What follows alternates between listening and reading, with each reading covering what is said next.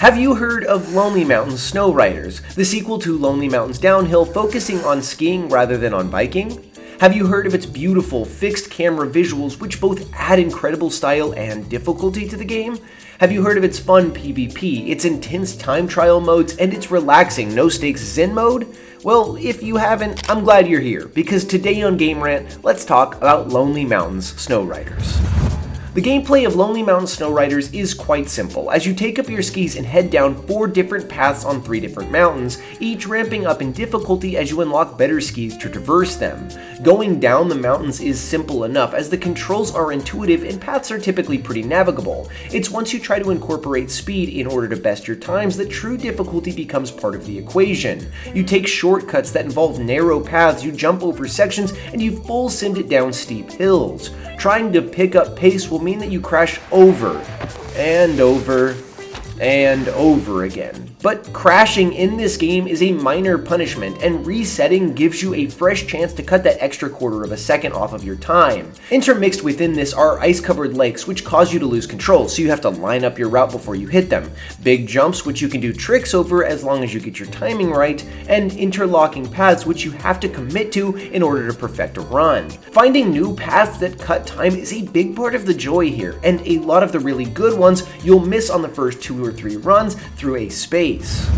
One of the most compelling aspects of Lonely Mountain Snow Riders, though, are its visuals. Its simple, low-poly graphical style perfectly matches its fixed camera viewpoint, which moves to track you in the most cinematic manner. It pulls back to get these large, sweeping shots, it scopes in as you slide under an overpass, and it perfectly sets the scene for each beautiful vista as you go through the game's 3 mountains. There's a standard snowy stone mountain, which finds its beauty in icy lakes, a sandy brown mountain that is obviously still covered in snow, but has a totally different look with its red rocks and jagged sides, and the final mountain is by far the most beautiful, as it's a tropical look that has been blanketed in a fresh layer of snow, not overwhelmed by the snow and not frozen over by the snow, so that all of the nature that has been there still looks vibrant and colorful. Overall, these beautiful visuals stay simple in order to prop up the tight reactive gameplay. While the visuals and the gameplay might have drawn you in, it's the vast variety and modes of play that will keep you hooked.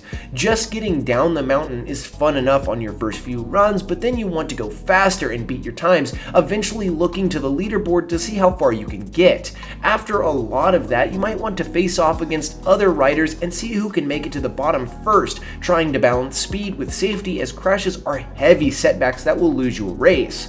Finally, when you need a break from all the speed, Zen mode offers a way for you to get down the mountain with no pressure. You can play with your friends, you can play with strangers, or you can just take in the beautiful mountain that the devs designed at your own pace. It's these modes of play that keep you hooked, as each offers something totally different and brings you back over and over again.